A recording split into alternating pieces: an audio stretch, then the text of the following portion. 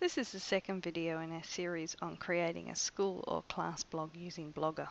In our first video we created our blog, and so we're now at the point on our dashboard where we can see it saying your blog has been created, we're ready to start. And we're going to start by actually clicking on the name of the blog to take us to our dashboard. This is our control center that helps us to manage the blog right from the word go. And you can see down the left hand side here we've got a whole heap of resources to help us manage the blog. Posts is where we're going to spend most of our time.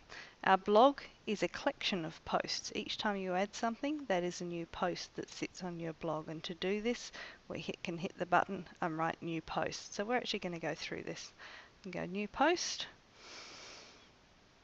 wait for it to load, and the first thing we're going to do is give it a title. So we're going to say welcome to our blog, and then down here we can actually post the information. So I'm just going to add in welcome to the St. Somewhere WA school blog.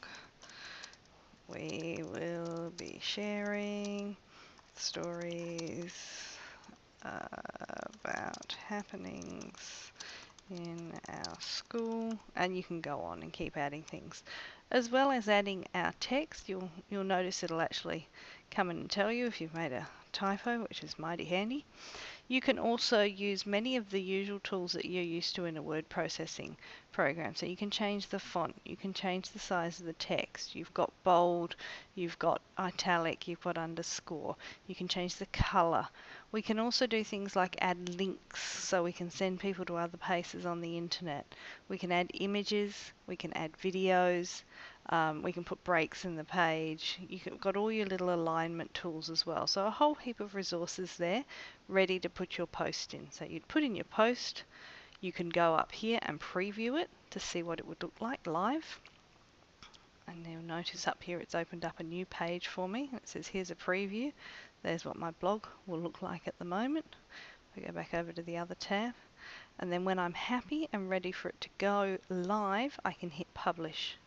If I'm halfway through writing a blog post and I get interrupted, I have to stop and I don't want it to go live yet, what I can do is hit save. It'll save the work I've done and I can go back to it later. As always, once you've finished your post, go back to the orange blogger symbol on the top left hand corner to take you back to your main dashboard.